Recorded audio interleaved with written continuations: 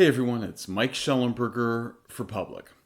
10 years ago, when she was 25 years old, Chloe Lubinsky came into her faith. And I remember that one of the most significant parts of that moment was entering into a new story. For so long, due to a challenging upbringing, I believed that some core part of me was bad or unlovable. And that belief, in and of itself, led me to act in certain regrettable ways. But when the story I was in changed, who I could become changed too. Those were remarks that she made to a conservative gathering in June that was attended by many Christians. Lubinsky's story is inspirational because it reminds us that a key part of what makes us human is our consciousness or self-awareness, which allows us to take responsibility for and change self-destructive behaviors. We all tell stories about ourselves, and those stories have real-world impacts.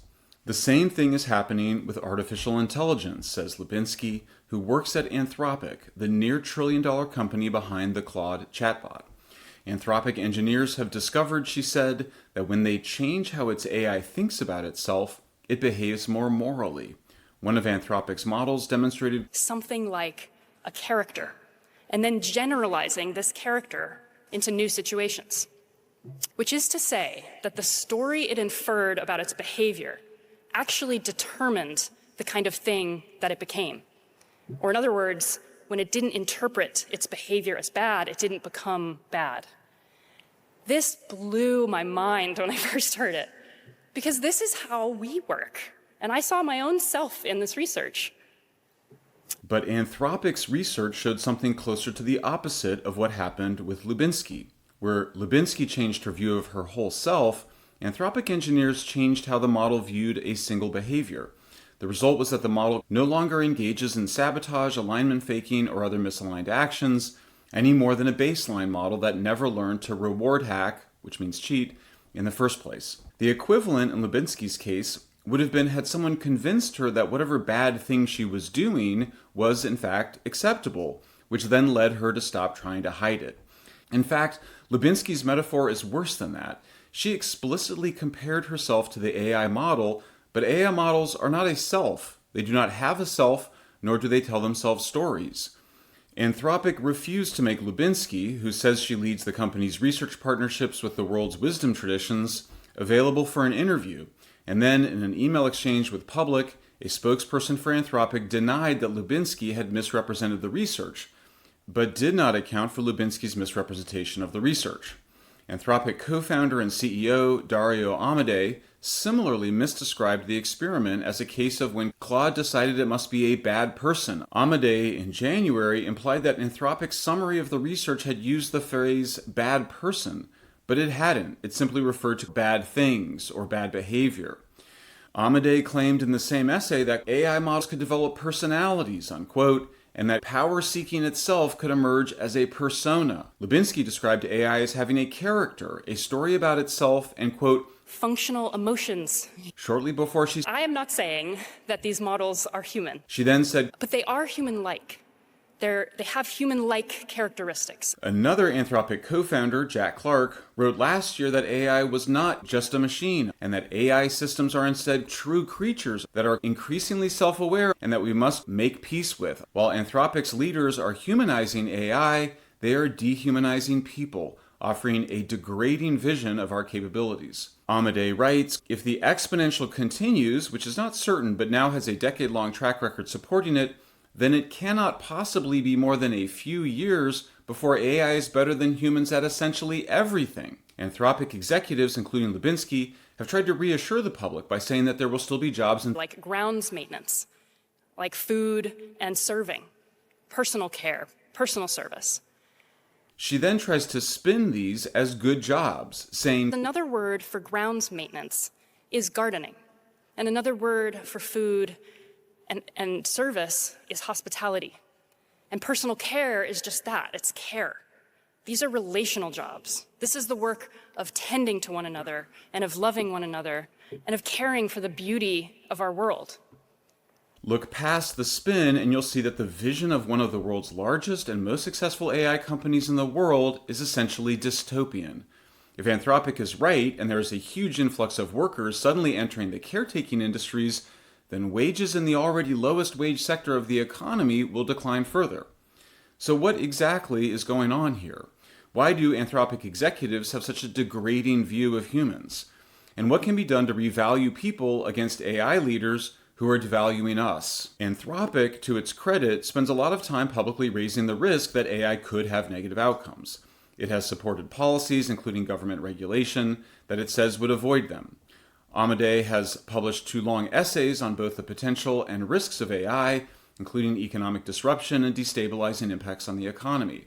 In her talk at the gathering of conservatives in London last month, Lubinsky quoted an Anthropic colleague who said, "We need informed critics who will tell the labs when we're failing. And we need moral voices that the incentives cannot bend." But it doesn't really matter what Anthropic's executives say because its business model and its trillion-dollar valuation are based entirely on eliminating whole categories of jobs. The higher income ones, the better. Anthropic believes AI can become better than humans at essentially everything, except things like food prep and elder care, which reveals Anthropic's view of such service sector jobs as essentially nothing, which is the view of many of the richest people in the world who look down on the people who deliver their food and trim their rose bushes. As such, a major driver behind Anthropic's dehumanizing vision of people and its humanizing vision of AI is financial. Anthropic needs to persuade investors that AI will be able to replace millions of jobs. It is only through destroying jobs en masse, thereby saving its customers billions of dollars, that Anthropic can claim to be worth nearly $1 trillion. But financial and economic motivations cannot entirely explain the worldview and discourse of Anthropic's founders. While other AI pioneers describe AI in equally dramatic terms, few do so in ways that so precisely fits the apocalyptic Malthusian ideology used to justify anti-human policies such as mass sterilization and making energy and other resources scarce and expensive in the name of addressing climate change. Amadei says that AI could be machines of loving grace after an oft-quoted 1967 apocalyptic environmentalist poem. It reads, "I like to think, and the sooner the better, of a cybernetic meta where mammals and computers live together in mutually programming harmony, where we are free of our labors and joined back to nature, returned to our mammal brothers and sisters, and all watched over by machines of loving grace." Clark wrote that through the years there have been so many times when I've called Dario up early in the morning or late at night and said, "I am worried that you continue to be right." To which Amadei would respond, like a prophet, "Yes, there's very little time now." In her talk last month, Lubinsky said AI can help us become more human. And drew inspiration from The late Joanna Macy, a scholar of Buddhism and deep ecology, called this moment in history the Great Turning.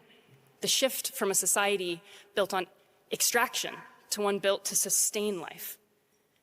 Macy's vision of the Great Turning is no different from the World Economic Forum's apocalyptic Great Reset, which imagined that COVID would lead humankind around the world to rapidly move towards renewables and sustainable agriculture, where the masses would own nothing and be happy. Nuclear energy is the least extractive energy source by orders of magnitude, with a quantity of uranium the size of a Coke can sufficient to power an American's entire lifetime energy needs.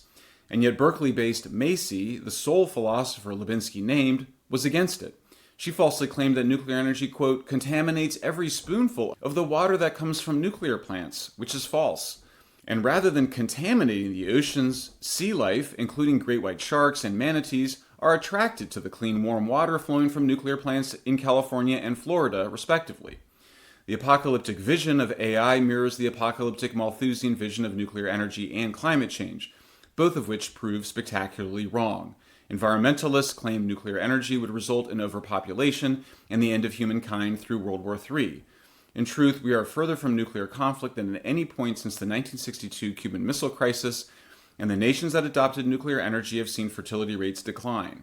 Meanwhile, none of the feared impacts of climate change have materialized, and emissions are plateauing globally and have been declining dramatically in rich nations for decades.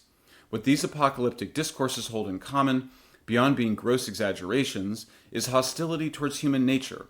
The Malthusian left has, on the one hand, compared humans to cancer, claimed we are essentially greedy, and depicted people as incapable of behaving rationally, and, on the other hand, said that a utopian world was possible If only we were to live together in mutually programming harmony and join back to nature, to borrow from that insipid 1967 poem.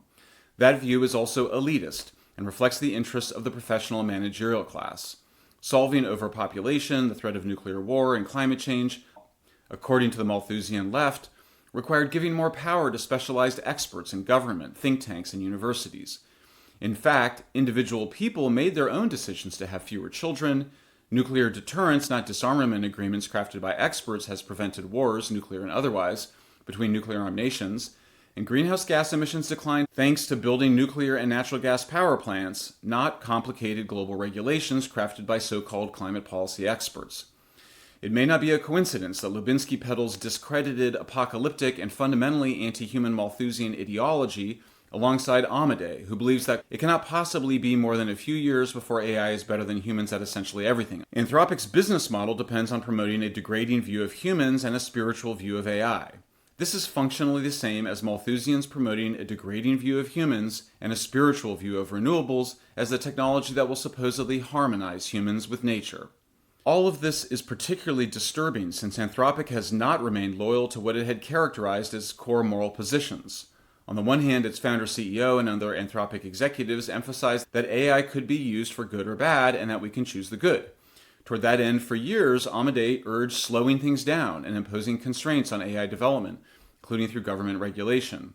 Then, in February, Anthropic abruptly dropped its supposedly firm, values-based commitment, embracing without explanation the exact same view of technological inevitability that it had spent years denouncing. And contrary to the perception Anthropic is trying to create of itself as a group of thoughtful people who really care about society, it has done little to nothing to deeply consider the likely impacts of its technology. Amadei's essays, Lubinsky's talk, and Clarke's essay are superficial by any measure. They never explicitly define their view of human beings or what they mean by consciousness or self-awareness, and they all avoid the elephant in the room, which is that Anthropic's business model depends on destroying millions of good, high-paying jobs. AI is not human, and comparing its behaviors to humans is as misleading as saying that trees are like people because they both grow up. The models do not have a character or self.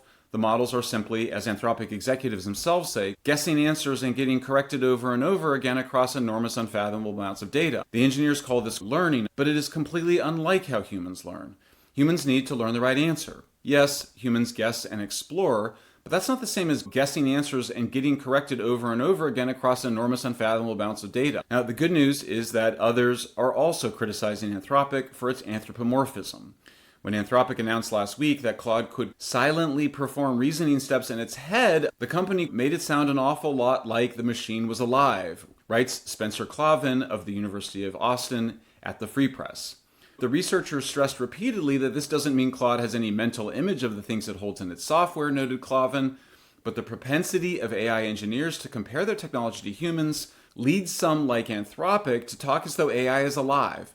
It's what led the well-known atheist philosopher Richard Dawkins to conclude in May that Claude may already be conscious. Clavin noted that humanizing AI goes hand in hand with dehumanizing people. People start to conceive of machines as human when they start to conceive of humans as machines. Treat things like people, and you run the risk of treating people like things. This insight, too, is at the core of our best ethical traditions in the West, unquote. Lubinsky says she came into her faith, but if it is a Christian faith, then it can't be Malthusian. If she believes it's important to view humankind like she views herself as essentially good, then she cannot share Joanna Macy's apocalyptic Malthusian views. Her story is only inspirational to the extent it embraces the civilizational values that Macy rejected. Anthropic needs a new vision and a story for itself, humanity, and AI, grounded in the values that have sustained Western civilization, not the ones that are undermining it. Thanks for listening.